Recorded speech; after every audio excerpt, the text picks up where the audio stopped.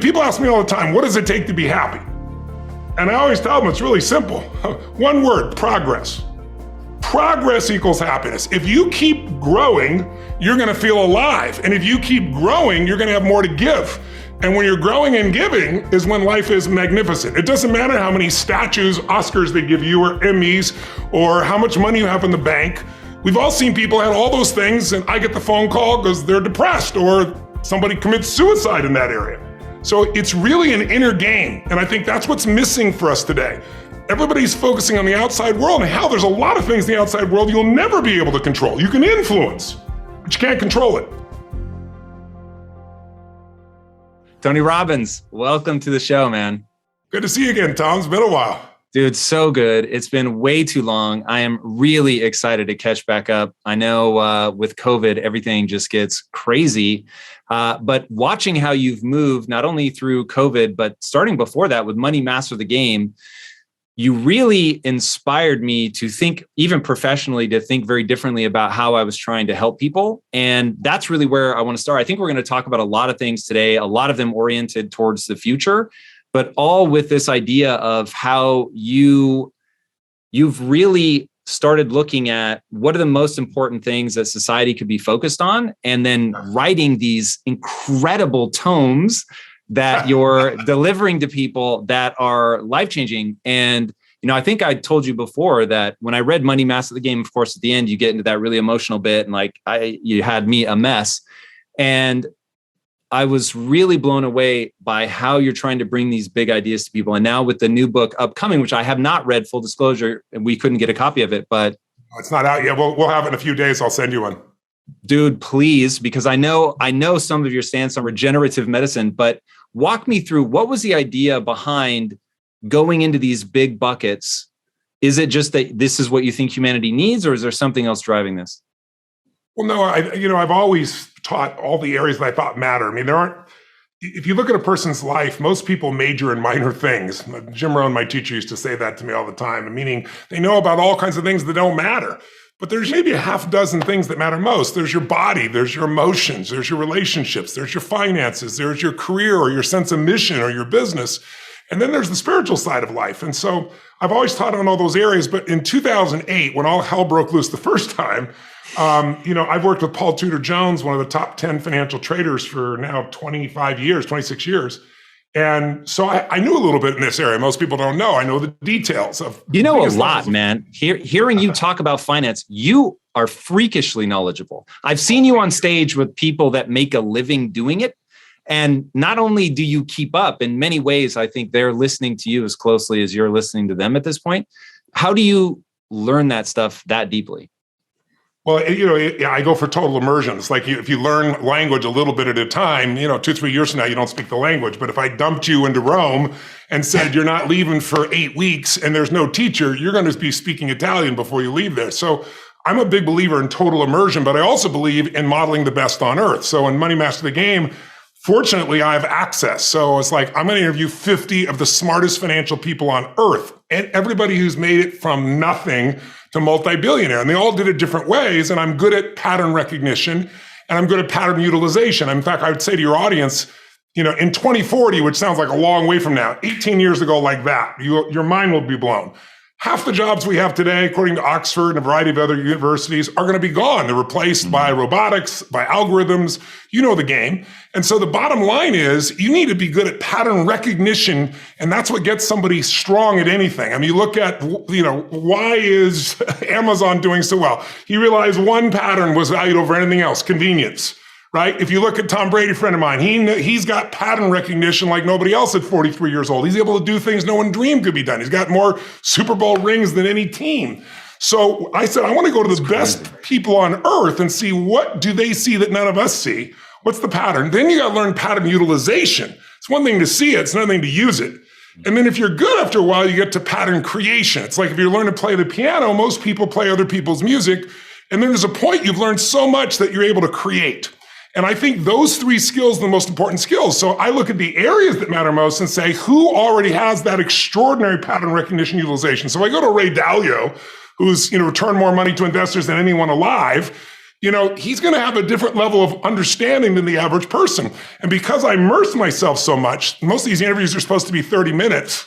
And the average one was 3.5 hours. And so, but like Ray Dalio is now a dear friend of mine. I can pitch and catch with him because I came so over-prepared and because I could, again, not just catch the ball he threw, but pitch it back.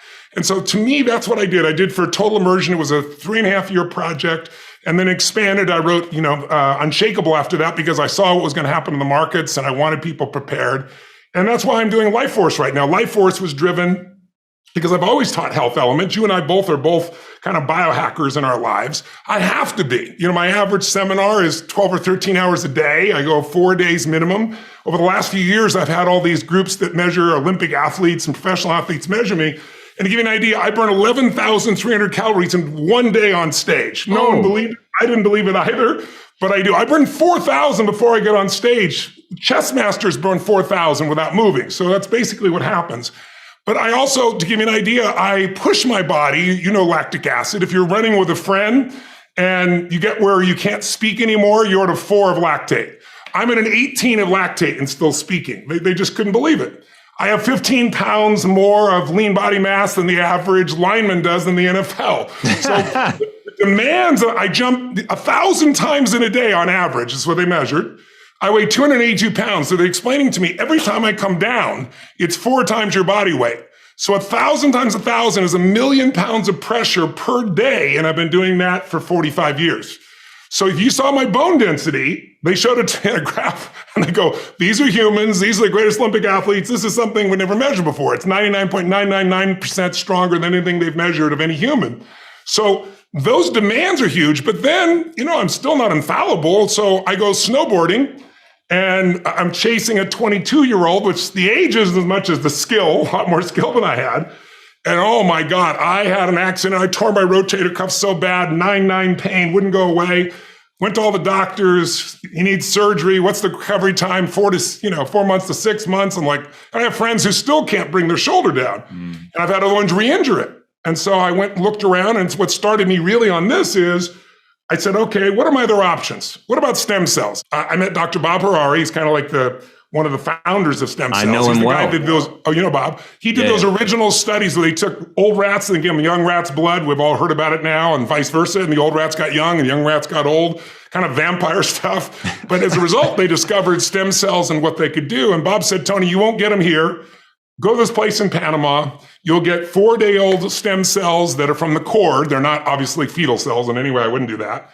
And I went down, and the first day I felt okay. The second day I felt really tired. The third day I woke up, not only was my shoulder perfect, and I mean perfect in 3 days. I could do anything with it. I've had the MRI, but I had spinal stenosis for about 14 years. And I woke up for the first time in my life without back pain. I want to know everything about breakthroughs in medicine. I want to know precision medicine. I want to know regenerative medicine. And then I was invited by the Pope to come speak. Believe it or not, the Pope has the biggest stem cell conference in the world. He does it every 2 years. And I got invited to be the cleanup speaker in a 4-day program. And I was like, I'm not just going to do cleanup speaker. I'm going to go attend the whole thing. And I met docs doing things that you would think are going to happen 20 or 30 years in the future. Sounds like total future stuff that's happening either right now or in the next 24 to 36 months. So I've spent the last 3 years interviewing 165 different doctors, Bob Harari, and Nobel Prize winners. Bob Harari co-wrote the book with me along with Peter Diamandis, both are MDs. Peter's a rocket scientist as well. And so together, we put this book together so that I could do the same thing, bring people the very best of what to do now. What are your alternatives? What are your choices? What's proven? What's not yet, but what's coming? And I'm real excited about it. It's a book, I really wrote it not only for the person who's reading it, but I don't know about you, every day of my life, at this stage of my life, I have a lot of friends and a lot of people I know. I get a call from somebody who's got, they've had a stroke, or somebody's got cancer and it's terminal supposedly. And, I've seen them turn around again and again. Or somebody's in a position where, they've got a parent who's got Alzheimer's and they don't know what to do. And so I put in one book, the greatest answers from the greatest scientists on earth of what's available right now, as well as what's coming in the short term. Not the long term. Who knows the long term? Long term, I have all kinds of pieces. But I'm excited to bring it to people. When it comes out on February 8th, people can pre-order it. It's called Life Force. This is it right here. There it is, baby. Yeah, please. That'd be amazing. I am beyond fascinated by the cutting edge of medical science. And so I know both Bob and Peter Diamandis and have had some of the talks around stem cells, but I'm really curious, as you've gone, well beyond just those guys, what is the most exciting thing coming at the cutting edge of medicine? Is it stem cells? Is it something else? No, it's understanding that the aging process is the breakdown of communication between the cells. Dr. David Sinclair from Harvard is probably the number one expert in the world. There's something called Yamanaka factors, which is a way of turning on the body's original systems. We all know that we have, as time goes by, you have, most people are familiar with their DNA, but of course, DNA or your genome, that is not your destiny. What matters is the system that runs that. And so the epigenome is what's that called if people aren't familiar with it. And the epigenome gets messed up, meaning as time, radiation, bad food, bad lifestyle, it irritates, and all of a sudden the communication is not so clear. But there are ways of restoring it. So they restored 3 out of 4 of these Yamanaka factors just recently at Harvard University, and they took mice that are blind. Now they had glaucoma, so the nerves are gone. And they reversed the aging, and they can see again. It's the first time in history. So the nerves actually regrew? Regrew.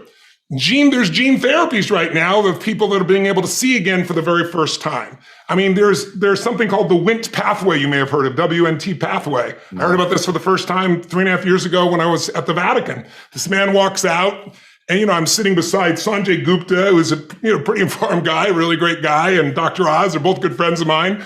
And he's a researcher, and he's really quiet. There's no hype. And then he starts to describe how they, figured out the code of the Wnt pathway. And the Wnt pathway, after you're born, and the first 7 to 10 days, if you cut off a child's finger and you don't sew it back up, it'll regrow just like a salamander's tail.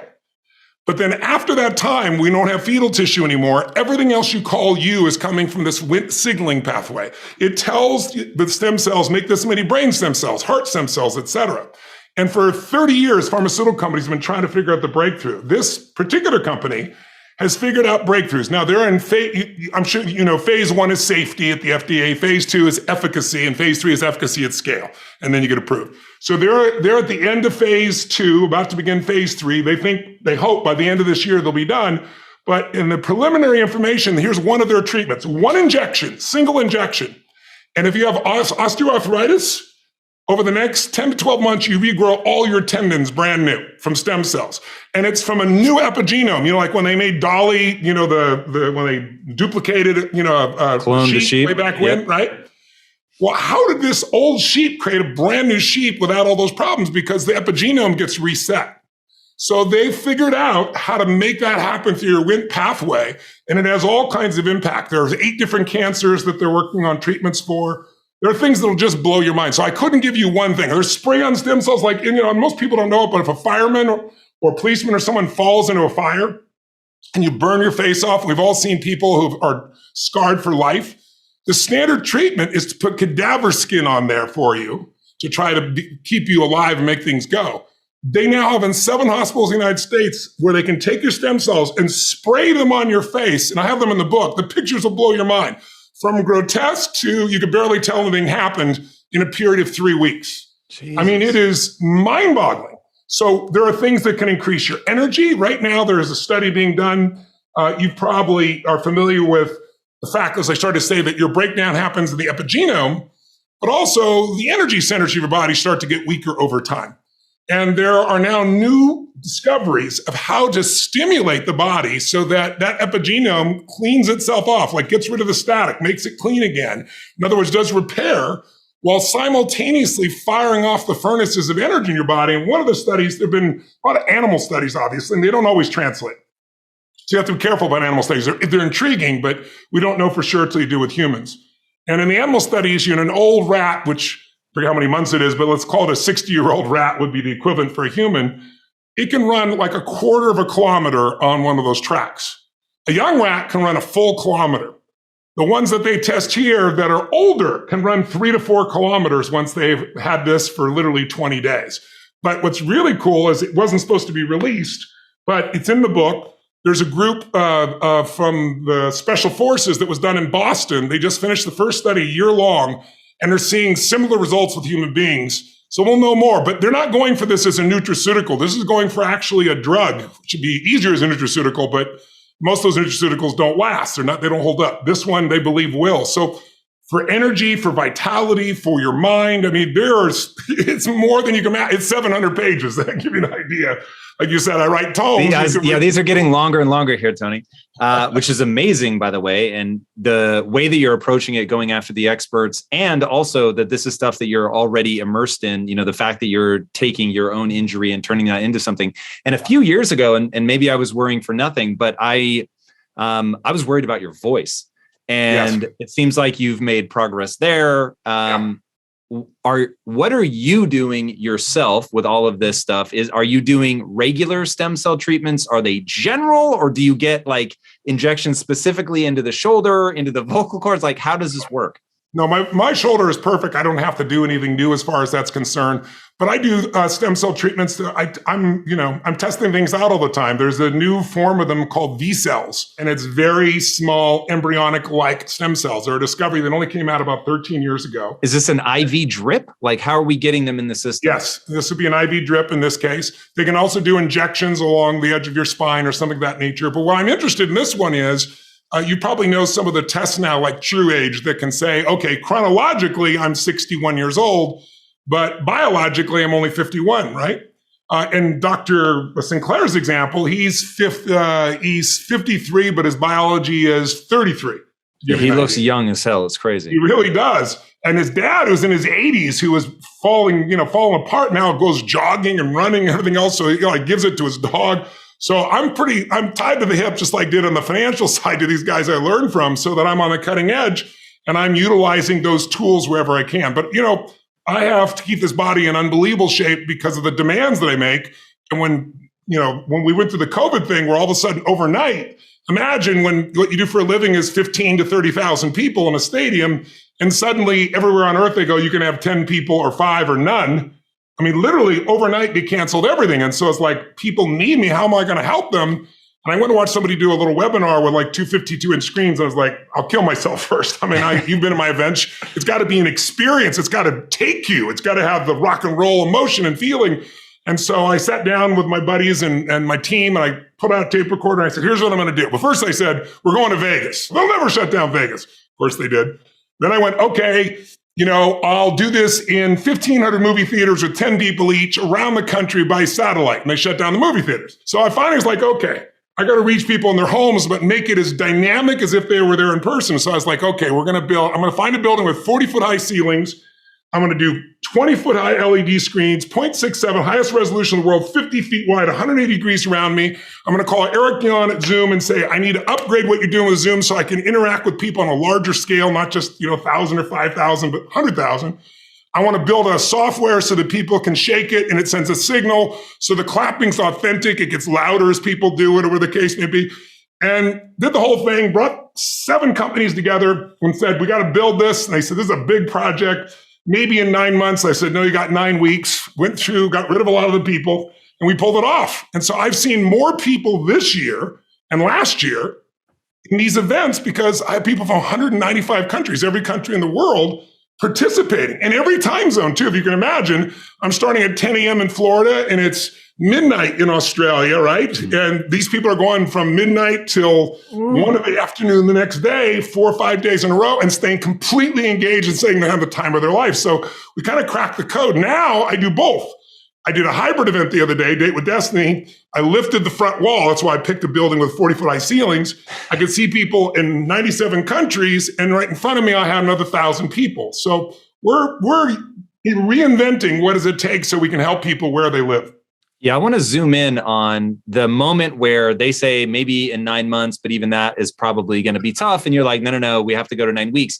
That is the thing that is the difference between people that struggle in life and people that can do extraordinary things. So one, there's 2 parts to this. I really want to get both. One, okay, where do you get the chutzpah to believe that you can pull that off? And then 2, from an execution standpoint, how do you actually pull it off? Because you hinted at the people that don't believe have to go. And so walk me through that on both of those points, if you don't mind. Well, I'm happy to, but you're an example of this yourself, and I'm not blowing smoke. That's how you built a billion-dollar company. You and I are philosophically aligned, obviously known each other for years. Where did I get the chutzpah from? It's not my chutzpah. It needs to be done. It's like I'm mission driven. If you're just doing something for yourself, I don't need to work another day of my life. You know what I mean? It's like, okay, I can sit home and have a good time, but I got a mission. So it's like people need us right now. They don't need us 9 months from now. And then it's a matter of finding, like you said, other people that are super skilled and are mission driven also, that bought into the mission of helping people, not just we're going to build a studio. That we're going to create an environment where people all over the earth can become together as friends and family. We're going to see them in their homes. There's going to be advantages that we don't have in a live event. I can see their children. I can see their husband or wife. I can see how they live and where they are. And so, I would say out of all the companies we started with, we ended up with probably half of them still working on the project, and we brought in new people. And it's your willingness also to call it straight. Like when somebody doesn't own it, you got to call it tight and you got to move on. Otherwise, you're going to have a few weak people or weak organizations or weak structures that'll destroy the rest of your mission. And so you're so you loving, got to be Tony. willing to do that. Yeah. How do you, specifically Tony Robbins, who loves people, is very kind, you obviously are also good at no bullshit, but in that moment, are you just like, look, you don't make the cut, you got to go? Or do you have like a specific speech? I've seen you do really hard things in your live events, but like, what are you thinking in that moment? Because it'll be hard on their business and it's going to be emotionally difficult for them. How do you navigate those moments? I don't take somebody out who still has enough drive and desire and hunger. Then it's just a matter of coaching them on skills or finding a solution together. But when I find somebody who no longer believes or is no longer certain, if you're on a team with me and we're the Golden State Warriors, or let's say the old days, with Michael Jordan, the weakest link is going to keep us from the mission. So I have to value the mission more than this individual. They can become a client of mine. I invite them to go to my seminars, help them do whatever it is, but I got to move on now because there's just no way we could have done. Everybody around us said this is impossible, but I found a few people that thought their part wasn't impossible. And then, put them all together with a higher mission. I mean, just like, for example, Date with Destiny, lifting these walls sounds like a simple thing, but they weigh God knows how many thousands of pounds. And the, COVID, you've got all the problems of the breakdown of being able to access something overseas. So I sent planes, I had people overseas. We're getting things. We did it all in less than a week to be able to actually lift those. And then I told my platinum partners, which is my audience, I said, listen, it's a backstage pass. You're not going to see me. You're going to see me on screens. And when people at a giant event on this size, they watch me on screens anyway, but you'll be together.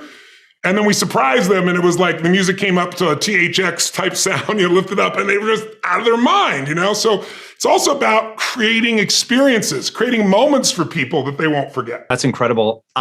So you went quick over it, but I know moments like, oh, I'm going to have to send a plane here to grab that, to talk to this person. I know those moments, and there's a phenomenal quote. You might remember it. I'm going to paraphrase it, which is, the reasonable man conforms to the world. The unreasonable man bends the world to his will. Therefore, all progress depends on the unreasonable man. My favorite quotes. Oh my God, it's so good. And I'm always telling people on my team, because people often look at me and say, you're being unreasonable. And yes, but literally, we all limit we don't even try because we think something is impossible. And therefore, you guarantee that it is. It is literally shocking how much farther you can go when my wife and I call it no bullshit. What would it take? Just you put yourself in problem solving mode rather than problem finding mode, which most people live there. And you're just okay, there is a solution. It might not be something I'm willing to do, but there is a solution. And when you get into that mode and then actually have the willingness to keep going, it's freakish what you can accomplish. But most people just never let themselves be that aggressive. Yeah, I think I have a philosophy I teach everybody on all my teams. I have 105 companies now. It's mind-boggling. And all these radically different industries. We're now doing almost $7 billion in business. I had no business background, but it's a certain core philosophy that allows you to grow anything. But it starts with the people themselves. And my whole thing is one choice is no choice. Two choices, the dilemma. There's always three choices. Like you said, I may not like the choice, but it's there. But more importantly, I think it's getting people to see that what they thought was impossible is possible. The more you can give people an experience, talk's cheap, but I've done enough things in my life with enough people at this stage. I've got a track record where it's I said it's going to happen. most people say he's probably true. It's probably likely he's going to pull it off. Maybe I should jump on board. But the mindset has to be destroy any limitation and move forward, move forward, move forward. There is a way, move forward. And I think if you watch this, it's like taking off on a plane from, I'm in Texas right now. If I flew from Dallas here to go to Hawaii, you're off course about 90% of the time. I'm a pilot. What if every time you're off course, oh my God, I'm off course. Oh, I should freak out. Oh my God, I'm off course again. But you just tack back and forth and you land exactly where you want to be, 3,000, 4,000, 5,000 miles, away. And I think that's how we have to navigate. But most of us, and especially during these COVID times, most of us have been conditioned not to take a risk. People ask me all the time, what does it take to be happy? And I always tell them it's really simple. One word, progress. Progress equals happiness. If you keep growing, you're going to feel alive. And if you keep growing, you're going to have more to give. And when you're growing and giving is when life is magnificent. It doesn't matter how many statues, Oscars they give you, or Emmys, or how much money you have in the bank. We've all seen people have all those things, and I get the phone call because they're depressed or somebody commits suicide in that area. So it's really an inner game. And I think that's what's missing for us today. Everybody's focusing on the outside world, and hell, there's a lot of things in the outside world you'll never be able to control. You can influence, but you can't control it. This, your mind, your emotions, your body, you have 100% control over what you do with these things. And that's where the game is won. You win the inner game, then you win the outer game. But a lot of people spent their life trying to win the outer game. They won and they're miserable. So to me, success without fulfillment is the ultimate failure. And so many people are focused on success still, which to me is like, there's nothing wrong with it, but it's like success is getting what you want. Fulfillment is living what you're made for. And it's like fulfillment and success, they're not even in the same universe. And there's nothing wrong with going for success, but you really got to figure out what you're made for. And nobody knows in the beginning. So you start where you are and you do what's in front of you, you do what's next. And you keep growing until you start to discover, hey, this is my real passion. This is my real hunger and drive. And it can change. People go for 5, 6, 7 years, and then they usually question their business, their career, their body, their relationships. And then one of two things happens. They change direction and feel renewed, or they go, no, I got a great deal here. What the hell's wrong with me? And they recommit and they get stronger. But that's life. And if you don't grow, I don't give a damn how much you got going for you, you're going to be miserable. No, man, I totally agree. That's something that I heard from you many years ago that I've repeated so many times. It's so true. I think the way that I first heard you say it is progress is a foundational pillar of human happiness. Yes. I was like, damn, like that's so true. That idea of it just really sits at the foundation. I want to give you a Tony Robbins quote. And this is something going back to something you were just saying that I agree with incredibly well or very much, which is people have become hypnotized by a culture of weakness. And I was like, damn, like Tony's calling us out here. I agree with that. What is going on and how do we shake out of it? Well, if you're a student of history, there is a cycle of history that is plain as day. Good times create weak people. Weak people create bad times. Bad times create strong people. Strong people create great times. This is the cycle of history. 1,000 years of Roman history. There's a great book I recommend anyone read. I read it in 1997. It's not a beautiful read, but you need to understand it. It's called The Fourth Turning. Or you could read the book Generations, but it's about 700 pages, 800 pages. Bill Clinton gave me that book, and that's where I started. And it explains how our thinking, our process is so affected by the way we're raised generationally, the experiences we go through. So let me give you an example of why we're having challenges today and why I'm more than hopeful. Let's say you were born in 1910. Now, think of it this way first. Remember I talked about pattern recognition, pattern utilization, pattern creation. What gave humanity its greatest jump in its capacity was pattern recognition around seasons. Up until that time, we were hunter-gatherers, barely able to survive. It all depended on what was happening in the environment. We were dependent on the outside world. But once we understood the seasons, that planting in the springtime and then taking care of through the summer, boy, in the fall you can reap. And then there's going to be winter and you got to hang on to this stuff so you can survive. Once we recognized that pattern, humanity transformed. Communities were created, eventually cities and countries and states, right? So think of it this way. There's also a pattern of your history as a human. 0 to 21, 19 to 2021 is a springtime. where everything's easy. It's easy to grow. Growth happens. You don't have to do squat. Your body grows, life grows. And some of us had a more protected childhood. Some of us had no protection. We had to step up and take care of things when we were 7 or 8 years old. But regardless, overall, it's a time in which people look out for you. You're taught things. You consume what you're taught. But once you come 19, 20, 21 roughly, and sometimes it's 16 for some people, 25 for others, but you get the picture, you enter a new season of life. You go to the summertime where you start testing and go, well, this is what I was taught, but do I really believe this shit? This is what people say, but now I'm in a relationship, And so all of this next 20 years is an explosive growth period if you work at it from 21 to 41. From 42 to 62 is a reaping time. If you planted really in the spring and you pushed hard through the summer, you're going to reap. Now, if you didn't plant in the springtime, you're going to weep in this season. You're going to be like, I don't have any money, I don't have any time, I don't know what to do, where am I going? But that's a season of power. That's when you really start to be able to lead companies, businesses, environments, and so forth. And again, some people get there earlier, some later, but overall, generationally, that's it. And then 63 to 83 is winter. And that winter time is a little different for somebody. Right now, that time is, maybe it's time, I'm an elder in the community, now it's time for me to mentor, to communicate. And if you're lucky, it goes 83 to, say, 103. Or the oldest living human is about 119, if you were lucky enough to do that. Maybe you get an extended period of time where you enter the next springtime. So there's seasons that you got to understand, because if you plant in the winter, I don't care how hard you work, you get no reward. If you bought a house, sounds wonderful, in 2007, normally great. 2007, probably not so great. You're probably just starting to do okay in the last 3 or 4 years, right? So there's a timing to things. There's a timing in your life. There's also timing in history.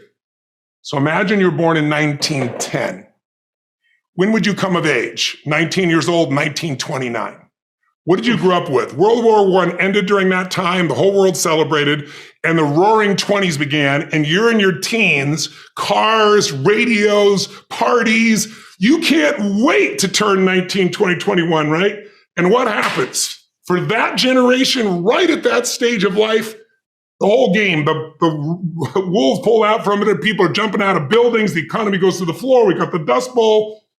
But it didn't end there. Because what happened when they were 29? 1939, World War II. And you and I are too young to know it, but those around know that it looked like we were going to lose. Hitler was storming across Europe. It looked like life as we know it was over. And these people went overseas and became heroes. They faced such unbelievable, they were thought as flappers, they were thought as weak. They were a lot like a lot of the generation that you see today, the Z generation, not so much because they're just coming up, right? But the millennial generation, my older people, I see them as weak.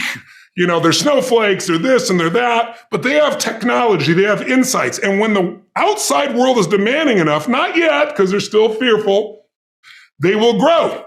And that's when things change. And so the season occurs. So think about the difference between the 30s and the 40s versus the 50s versus the 60s as we came after 63 into an American summer as a different mindset versus the 80s to the 2010. So we're right now halfway through winter.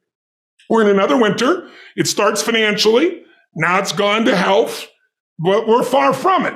It's going to be war. And it might be cyber war, it might be full-on war, but there's zero question that China and the US are on a collision course that's going to shape the direction of humanity. And so the people that right now are alive today are going to have to grow in that environment. I really think we're at a season where there's going to be a whole new level of growth. And what I just want to do is be one of the many sources that can give people perspective, because here's the problem. A year ago, people thought we were coming out of, we got vaccines now, and we're coming out of COVID, and it's going to be all over now, and people are excited. But now, after going through 2 years of this, there's a lot of people now that no longer have a compelling future. Like, people talking about New Year's resolutions. Most people don't even have one, because it's like they never followed through anyway, right? But at least they had something to look forward to. They're starting to get into learned helplessness. Learned helplessness is when something is so bad over and over again, you start thinking the problem's permanent. No problem is permanent. Or you start thinking the problem's pervasive because I haven't handled my finances, my whole world's over. Or because my relationship's bad, my whole world's over. Your life is bigger than that. Or all this is happening because there's something wrong with me. When you get to that point, you stop trying. And so my goal right now is to shake that up for people. People need a new perspective, and you can't do it by just sitting and thinking. You got to move your body. You got to change your energy and your focus, because low level of energy, I don't give a damn how smart you are, you're not going to use all your ability. But if I get you into a higher state of being, mentally, emotionally, physically, then all of a sudden you start remembering who you are and you start coming up with answers that you never even thought were possible before. The idea of remembering who you are is something incredibly powerful. There was a Batman cartoon where he gets amnesia and he gets put in like a camp, basically, a work camp, and he can't get out. And then one day, and he feels stuck and weak and, afraid. And then something happens, I don't remember what, triggers his memory. And he remembers that he's Batman. And all of a sudden, just in remembering that he's Batman, he then takes the actions to fight his way out. And look, I know it's a cartoon, but that has always resonated with me. And whenever I'm feeling anxious about something, I always tell myself, remember who you are. And there's so much power, even though I know that it's BS, because I am also the guy that's afraid. But there's something incredibly powerful. That's called being human. But you're really talking about the most important concept in lasting change: identity. We all define ourselves in certain ways. And most of us defined ourselves years ago, and we haven't done an update.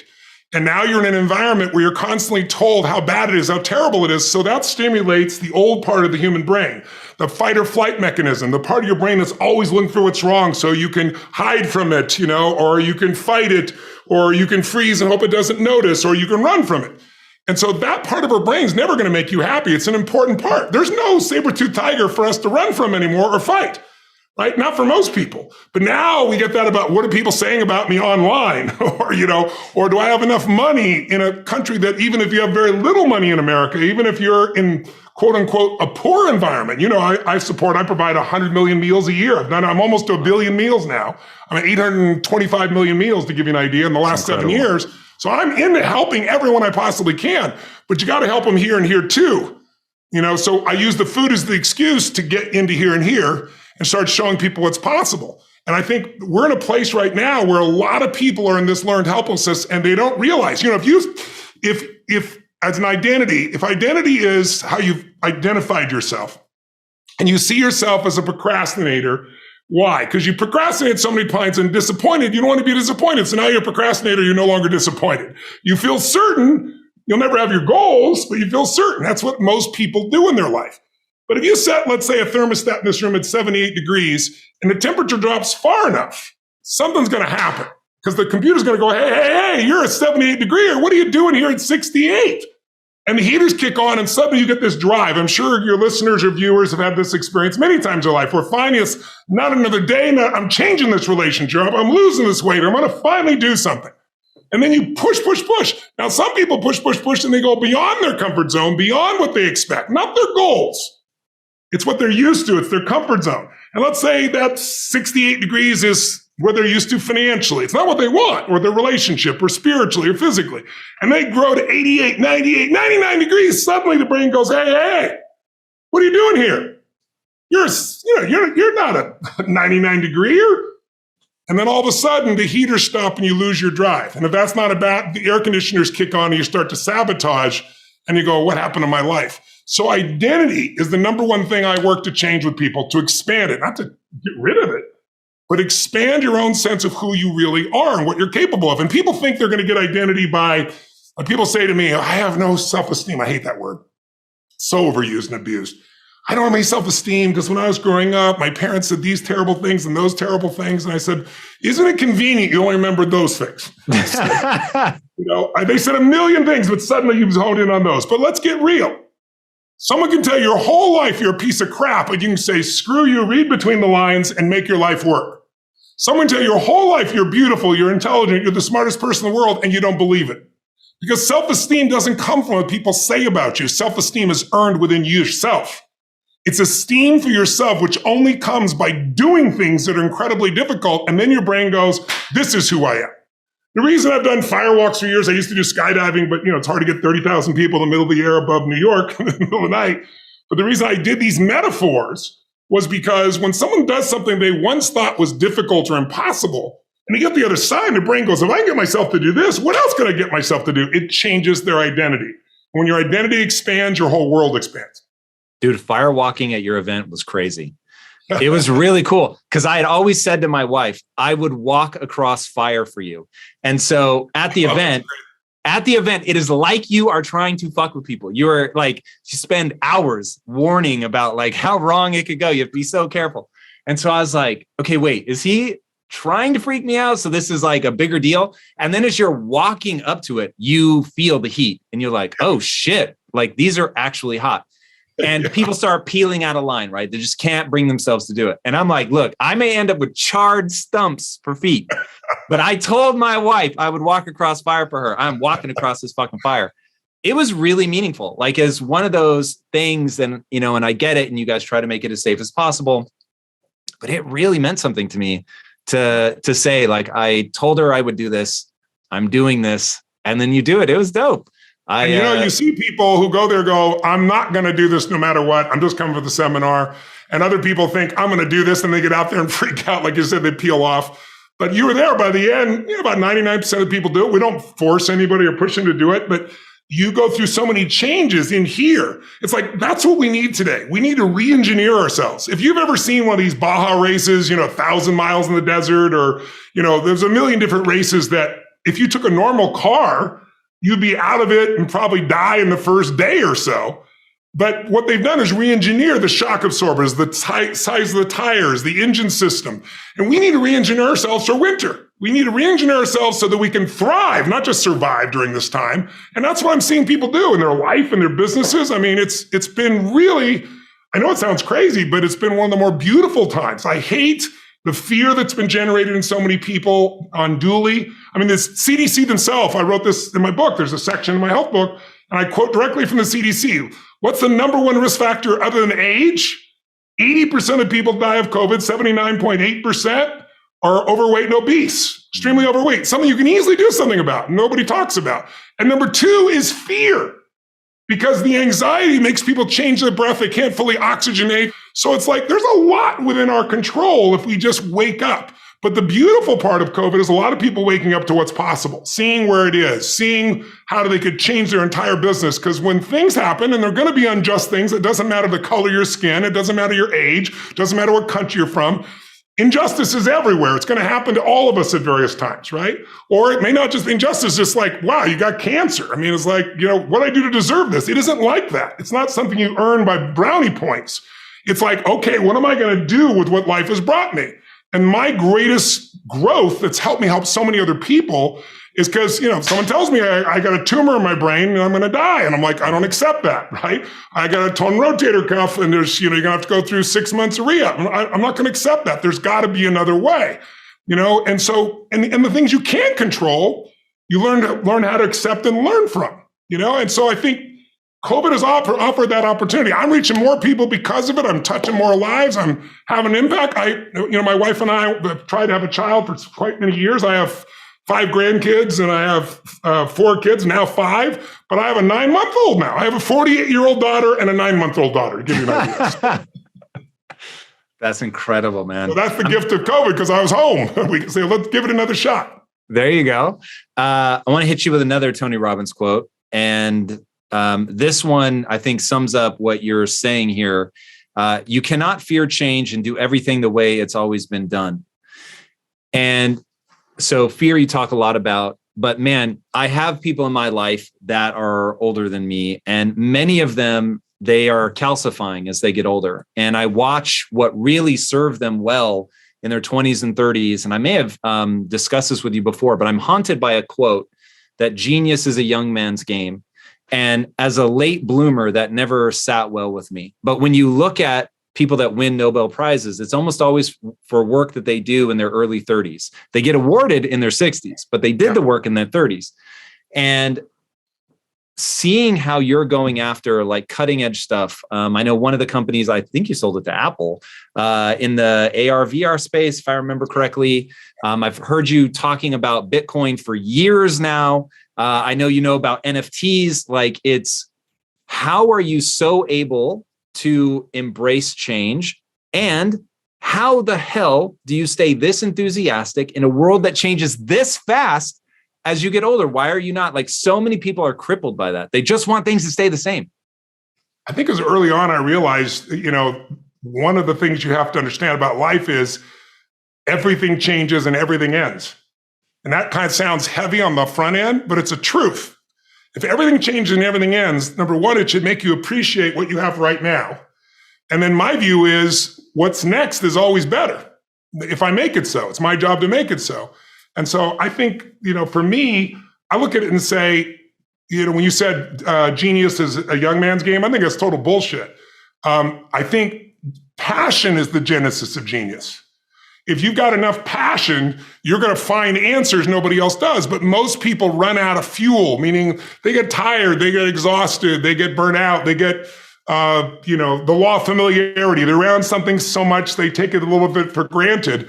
And I've managed to see something in myself that I found in every great leader that I've ever respected. And that is, I value intelligence immensely, but I know really smart people can't fight their way out of a paper bag pragmatically, right? I'm sure you do too.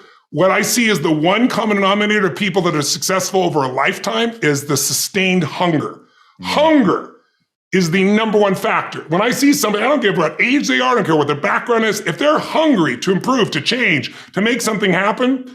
I mean, if you look at Richard Branson, he's as hungry today in his late 60s as he was at 16 years old in that crypt starting Virgin.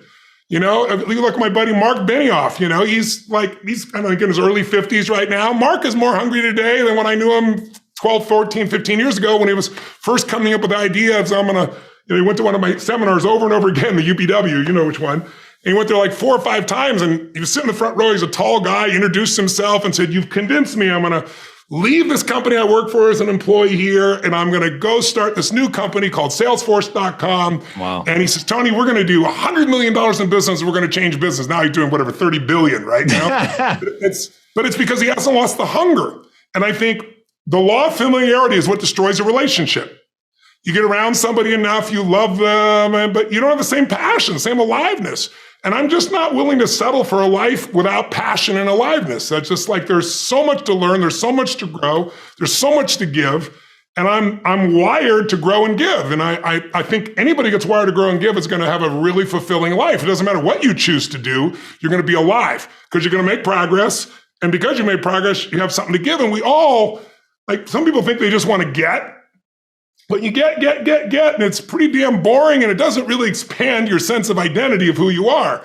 But if you're constantly growing and then taking what you learn, you're so excited about it, you share with other people and their life gets better, whether that be software you make or dresses you design or, something you do in the health space that really gets people to enjoy their food while they're eating well.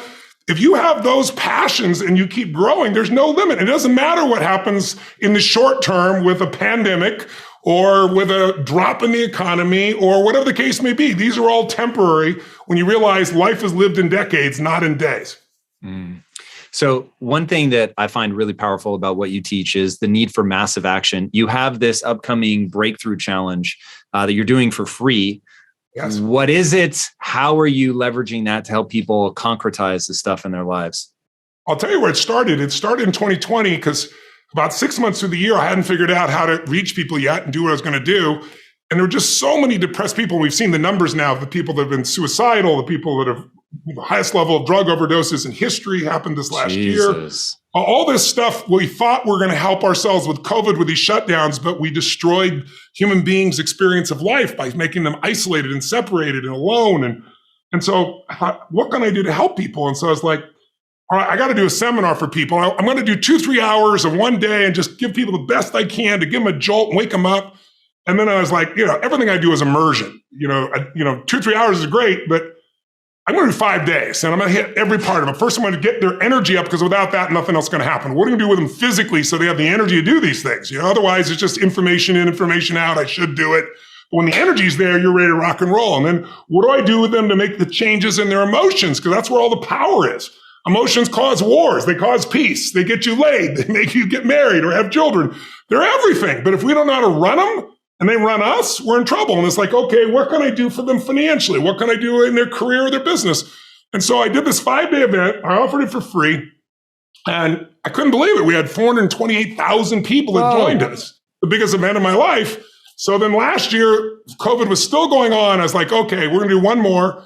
And we had 875,000 people attend from 195 countries. So I'm doing one last one because I really believe the COVID thing is turning the corner. I pray that it is for all of us and that the world opens up back up by the end of this year. I think people are finally hitting their threshold where I'm going to live with this. I'm not going to live in fear. And so I'm going to do one more. And I'm doing it here January 25th so that people can start a new year with some real energy, because you won't get that just sitting at home. You got to get a new perspective. You got to get out of it. You got to get a change in your energy, and you need to have the skills.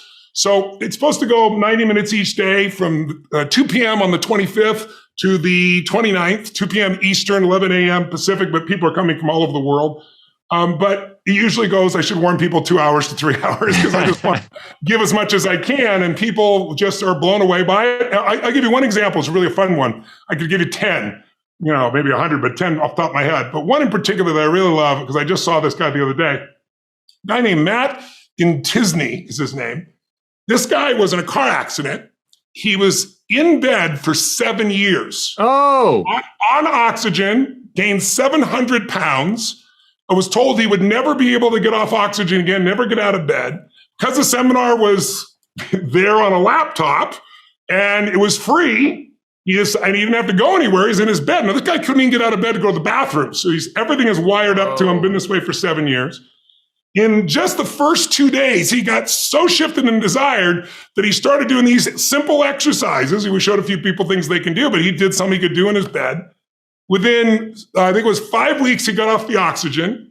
Within 8 weeks, because then once you go to the program, you're part of our community. So we have a huge community of people all over the world support each other.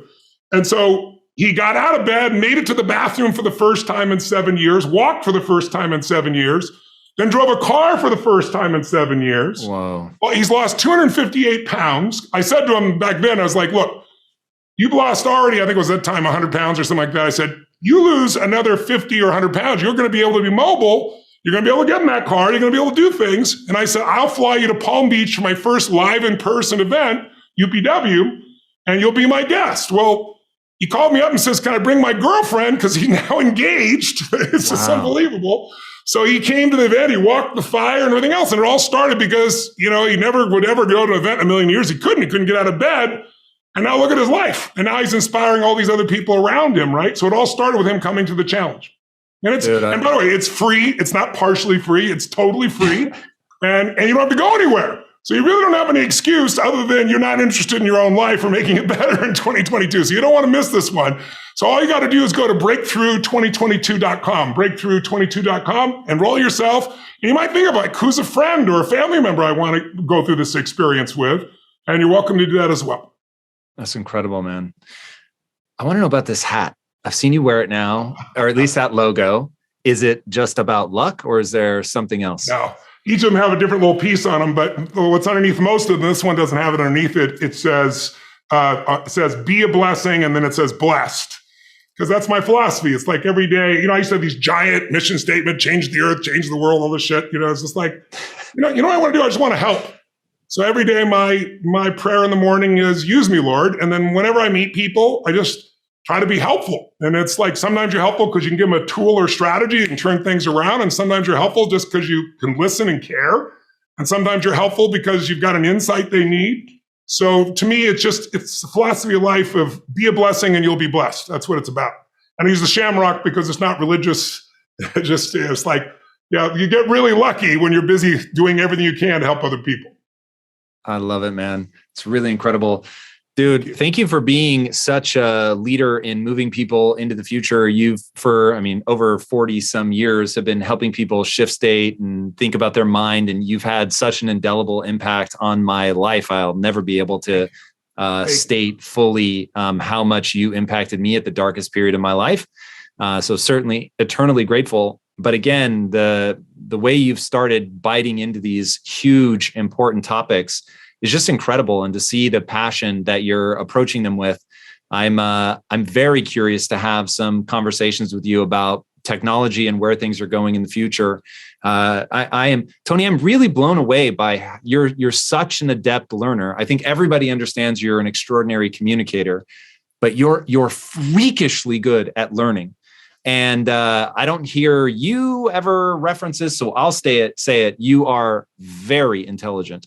And so to have your mind applied to these incredibly difficult problems and then match that with your ability to articulate them, really fucking extraordinary.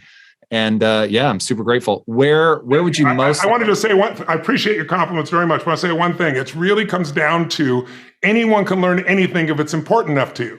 What makes it important to me is not just my own life. It's like if I have a problem, my shoulder, my neck, whatever, and I can solve it, I know that there are millions of other people who can be helped by it. So it's like my drive is not just for me. That wouldn't be enough because it's easy to meet your own needs. It's not that difficult.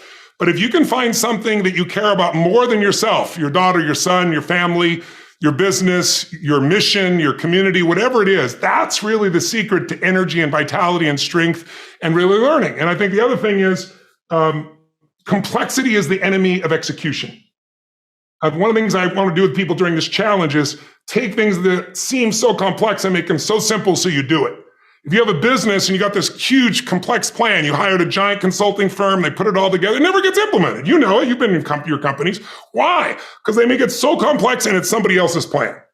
What I really want to do for people at this challenge is get it really simple, things you can do right now to change your life. You can go to experience it that day, and then you get momentum. Day 1, day 2, day 3, day 4, and all of a sudden now what used to be hard to do is easy to do. And I think for anyone, you got to understand anyone can learn anything if you can just break it down to its simple core. And that's what I try to do most. No, man, you do it so well. Where can people follow along with you, engage with you online? Yeah, they just go to breakthrough2022.com and I'll see you on January 25th to the 29th.